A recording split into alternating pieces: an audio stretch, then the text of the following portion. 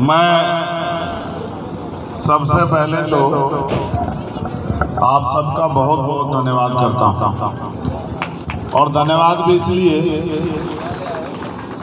कि इतनी भरी गर्मी में हम लोग तो यहाँ टेंट के नीचे बैठे हुए हैं, पसीना भी नहीं आ रहा है क्योंकि हल्की हल्की हवा है, लेकिन जिस गर्मी में आप लोग बैठे हुए हैं वो ये बात स्पष्ट करती है कि आपका प्यार आशीर्वाद भाई सोहेल के प्रति बहुत ज़्यादा है।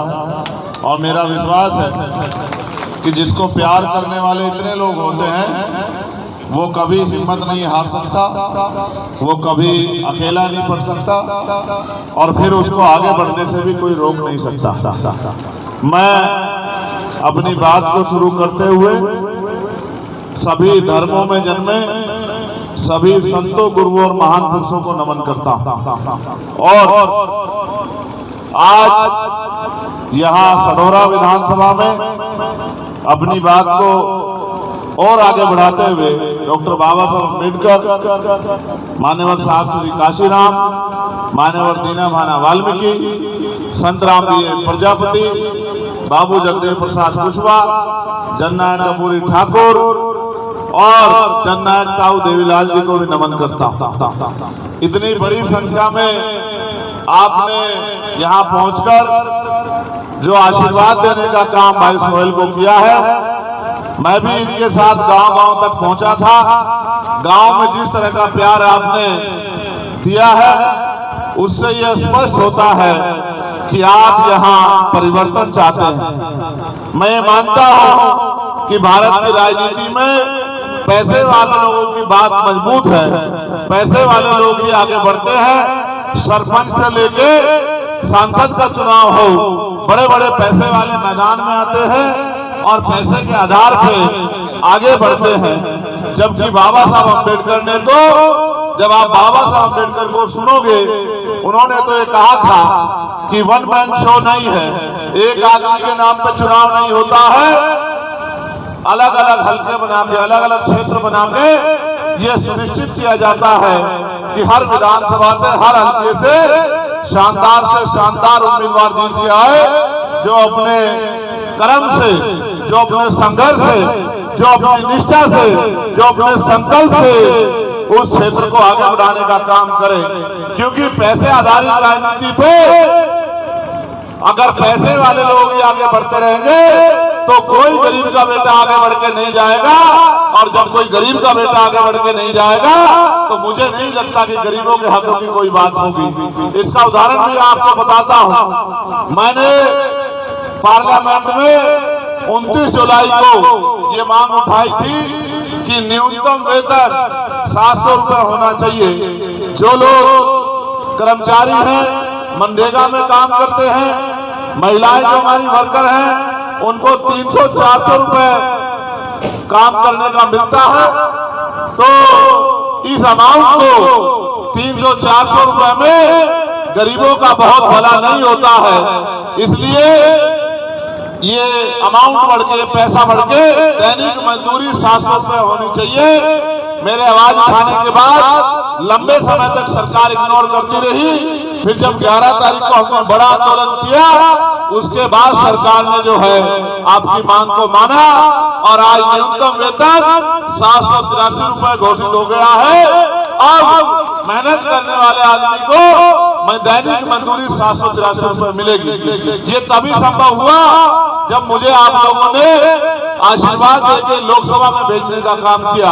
आज इस मंच पर हमारे नगीना लोकसभा के हमारे नेता भी हैं, और हमारे भीम आर्मी के राष्ट्रीय महासचिव और हमारे आजाद समाज पार्टी के राष्ट्रीय महासचिव भी हैं। हमारे यहाँ के नेता कमल भाई भी और सत्तार भाई भी, मौलाना साहब भी, सोमनाथ प्रजापति जी भी, इंजीनियर मोहम्मद जी भी, मौलाना अतीक जी भी, ये सब लोग दिन रात मेहनत करके इसी उसमें निकले हैं। गौर इकबाल जी और तमाम साथी, राम मौसम जी की भाई इस क्षेत्र में भी आपकी आवाज को उठाने वाला कोई हिम्मतवर व्यक्ति असेंबली में जाना चाहिए। मेरा विश्वास है अब वो दिन ज्यादा दूर नहीं है 2 दिन बाद आपका मौका आएगा, ये काम आप भी अपने यहाँ कर सकते हैं। अगर आप अपनी वोट का सही इस्तेमाल करें और एक एक वोट को केतली के निशान पर भाई सोहेल जी के आगे वाला बटन दबा के केतली का बटन दबाकर अगर आप मौका देंगे तो मैं लिख के देता हूँ, आज जो कड़ी गर्मी में आप बैठे हैं तो जिस दिन ये काम सफल हो जाएगा 8 तारीख को, तो आपको अपनी जो ये मेहनत आपको करनी पड़ रही है इसका मुआवजा हाथ से हाथ मिल जाएगा। जिस दिन सोहेल जाकर चंडीगढ़ में आपकी आवाज उठाने का काम करेगा, आपके क्षेत्रों में अच्छे स्कूल बनवाने का काम करेगा, अच्छे हॉस्पिटल बनवाने का काम करेगा, उद्योग धंधे लगवा के पढ़े लिखे नौजवानों को रोजगार दिलाने का काम करेगा, साथ साथ जो है डिजिटल लाइब्रेरी गांव तक बनवाने का काम करेगा, और तो और अच्छे अच्छे हॉस्पिटल में बनवा के गरीबों के इलाज की बेहतर व्यवस्था करेगा। जिन पे जमीन नहीं है उनको जमीन दिलाने का काम करेगा, जो महिलाएं घर पे कामकाजी हैं उनको कुटीर उद्योग लगवा कर रोजगार दिलाने का काम करेगा। तो आज की सारी गर्मी और आज की सारी परेशानियां उस दिन छूमंतर हो जाएंगी। उस दिन आपकी ये परेशानियां आपको जो मेहनत आपने की है उसको ताकत में बदलने का काम करेगी। मैं बहुत गर्मी के कारण लंबा चौड़ा भाषण नहीं देना चाहता, मैं 2 चीजें आपको कहना चाहता हूं। ये वोट हमारी शक्ति है, हमारा हथियार है, हमारा अधिकार है, और इस अधिकार को हमें जिम्मेदारी से प्रयोग करना है। आप ये महसूस करो, 10 रुपए का सामान अगर लेने जाते हो तो उस सामान को कई बार पलट कर देखते हो, लेकिन जब आप कीमती वोट डालने जाते हो तो कभी ये नहीं सोचते जिसको वोट दे रहे हैं ये कभी आपकी लड़ाई लड़ेगा नहीं लड़ेगा, आपकी आवाज उठाएगा नहीं उठाएगा, कहीं जुल्म जाति होने पे आपका साथी बनेगा नहीं बनेगा, आपकी मदद करेगा नहीं करेगा। और तो जिनको आप वोट देते हो वो 5-5 साल आपकी गलियों में, गांव में, बस्तियों में नहीं आते, फिर आप उनकी बातों में आ जाते हो। एक तरफ वो लोग हैं, दूसरी तरफ भाई सोहेल है जो दिन रात मेहनत करके आपकी ताकत बनाने के लिए, आप पे होने वाले जुल्म को रोकने के लिए आपकी लाठी बन के खड़े हैं। आप ये महसूस करो, आप 50 रुपए का सामान खरीदोगे, 100 रुपए खरीदोगे, अगर सामान खराब होगा तो उसकी शिकायत कर सकते हो, जाके उस सामान को वापस जो है बदलवा सकते हो। लेकिन अगर आप अपने वोट को एक बार दे दोगे, कोई गलत बटन दबा दोगे तो फिर 5 साल से पहले मौका नहीं आने वाला कि आप अपने वोट का बदलाव कर लो। इसलिए मैं तो आपसे ये मांगना चाहता हूँ, अगर वाकई में ये आप चाहते हैं कि आपके यहाँ बदलाव हो, और बाबा साहब अम्बेडकर ने जो सोचा था कि योग्य व्यक्ति चुनकर जाए, ऐसा ना हो जिन सीटों पे आपके वफादार योद्धाओं को बैठना है वहां गधे जाके बैठ जाएं। जैसा कि मैं फिर आपको स्पष्ट करता हूं कि जो आदमी आपकी परेशानियों को नहीं समझता उसको क्या पता कि आपको क्या दर्द है। ये जो बड़े बड़े अमीर पैसे वाले आपके हितों की बात करते हैं, आपको आगे बढ़ाने की बात करते हैं, ये जो बड़े बड़े पैसे वाले आपके बीच चुनाव में आते हैं, ये तो धन्यवाद दीजिए बाबा साहब अम्बेडकर का कि आपको वोट का अधिकार दिला दिया, वरना ये कभी आपकी बस्तियों में भी पैर नहीं रखते। आज तो आपको दादी, चाची, बुआ, माँ, भाई, भतीजे, आप पता नहीं क्या क्या बातें कहते हैं, आज तो दिखावा करते हैं, लेकिन चुनाव के बाद 5 साल नहीं दिखते। इसलिए मैं आपको कहना चाहता हूँ, बहुत सोच समझ के फैसला लेना है अपने क्षेत्र की तरक्की के लिए, अपने 5 साल के भविष्य के लिए, अपने बच्चों के भविष्य के लिए। और इस उम्मीद से आपको कह रहा हूँ कि ज्यादा कुछ नहीं करना, आगे 1 दिन का समय बाकी है, अपने अपने बूथ को तैयार कर लेना। मैं धन्यवाद दूंगा भाई राजन का और उनकी पूरी टीम का, और भाई राजेंद्र जी का, दीपक जी का, आदिल साहब का, उन सब का भी बहुत बहुत धन्यवाद दूंगा जिन्होंने, इलियास साहब का, जिन्होंने यहाँ रह के मेहनत करने का काम किया। मेरा ये विश्वास है कि अगर आपने बूथ अपने मजबूत कर लिए और अपने अपने बूथ जिता के भेज दिए तो जिस तरह से ये हवा चल के आपकी गर्मी सूखने का काम हो रहा है, उसी तरह से आपकी परेशानियों के खत्म होने का काम भी हो जाएगा। आपको मैं धन्यवाद देता हूँ और फिर आपसे यही गुजारिश करता हूँ, आज के बाद कल का दिन आपके पास है, प्रचार आज 5 बजे खत्म हो जाएगा। अपने अपने बूथ की जिम्मेदारी उठा के अपने अपने बूथ पे ज्यादा से ज्यादा वोट पोल करना और भाई सोहेल जी को केतली के निशान पर वोट करके आपकी ताकत बनाने का काम करना।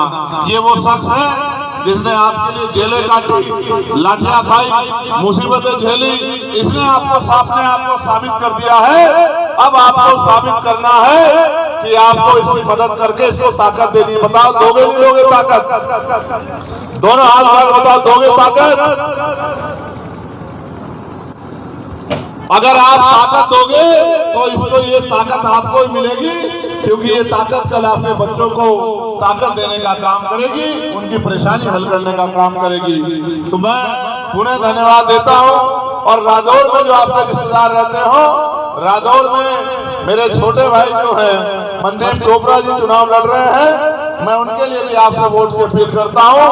दोनों बहादुर सिपाही हैं, दोनों समाज के सच्चे सेवक हैं, दोनों सेवा भाव से काम कर रहे हैं। ये तो अमीरों का काम था, अब तो गरीबों के बच्चे भी मैदान में आ गए हैं, पैसा कमाने के लिए नहीं, आपकी सेवा करने के लिए। इसलिए मैं चाहता हूं कि आप इनको सेवा करने का मौका दो। और यमुना नगर में भाई इंतजार अली जी हमारे प्रत्याशी है, मैं उनके लिए भी आपसे वोट की अपील करता हूं कि यहाँ यमुना नगर में जो आपके दो साथी रिश्तेदार रहते हो, उनसे आप आग्रह करना कि वो वोट की ताकत से इनको आगे बढ़ाए। अब मैं फिर से आपका हाथ जोड़ के धन्यवाद करता हूं कि आप लंबे समय से गर्मी में बैठे हैं। मैं तो अपनी तरफ से एक बात जरूर आपको कहूंगा, आज जो गर्मी में बैठ के आपका पसीना बहा है, मैं चंद्रशेखर आजाद आपको वचन देता हूं कि पूरी ईमानदारी से इस आंदोलन को आगे बढ़ा के, और जब तक अंतिम व्यक्ति को मुख्य धारा में नहीं ले आते, उसको इज्जत की जिंदगी, उसको रोटी कपड़ा मकान की व्यवस्था नहीं करा देते, जब तक हर गरीब के आंसू नहीं पूछ लेते, तब तक हम चैन से बैठने वाले नहीं हैं। जब तक इस देश में सतगुरु रविदास जी महाराज के सपनों का बेगमपुरा ऐसा चाहूराज में जहाँ मिले सबन्नु अन्न और छोट बड़े सब संबसे रैदास रहे प्रसन्न, जब तक ऐसा राज नहीं आता जहाँ किसी को खाने के लिए अन्न की, तन ढकने के लिए कपड़े की, सर ढकने के लिए छत की और पीने के लिए पानी की पूरी व्यवस्था ना हो जाए, जिस राज्य में ना किसी पे चोरी हो, किसी के यहाँ ना कहीं डाका पड़े, ना किसी की हत्या, ना किसी बहन बेटी का अपमान हो, ना कोई बहुत ऊंचा हो ना कोई नीचा हो, सब लोग बराबर हो। बेगमपुरा यानी कि बिना गम का राज, जहाँ किसी की जिंदगी में कोई गम ना हो, जब तक ऐसा राज नहीं आ जाता हम लोग भी चैन से नहीं बैठेंगे और आपके पसीने पे हम अपने खून का एक कतरा लुटाने का काम करेंगे। ऐसा विश्वास मैं अपने माओ बहनों को, बड़े बुजुर्गों को, नौजवान साथियों को दिलाना चाहता हूँ। आप यहाँ आए, आपका धन्यवाद। एक बार सब लोग खड़े होकर दोनों हाथ उठा के आशीर्वाद देके हम लोगों को आपकी सेवा करने का मौका दो, क्योंकि ये लड़ाई आपके और आपकी आने वाली पीढ़ियों को इज्जत की जिंदगी दिलाने के लिए हम लोग लड़ रहे हैं। बाकी संघर्ष तो तब तक जारी रहेगा जब तक चंडीगढ़ में आपका बेटा कुर्सी पे ना बैठ जाए और आपको आपकी लड़ाई को, आपकी समस्या को हल ना कर देते हैं। बहुत बहुत धन्यवाद। जय भीम, जय भारत, जय संविधान, जय मंडल, जय जोहार, जय जवान, जय किसान। अब मैं आपको ज्यादा गर्मी में नहीं बैठने दूंगा। मैं आपको आग्रह करूंगा कि आप अपनी जगह छोड़ दें, क्योंकि एक बेटे के तौर पे, भाई के तौर पे आपको पसीने में देखना मेरे बस की बात नहीं है। मुझे बड़ी तकलीफ है कि आपको धूप में बैठना पड़ा, लेकिन हम लोग मेहनत करके आपके धूप को, आपके पसीने को अपने लिए संदेश के तौर पर रखेंगे और इस लड़ाई को आगे बढ़ाने का काम करेंगे। बहुत बहुत धन्यवाद। जय भीम, जय भारत। धन्यवाद माननीय चंद्रशेखर।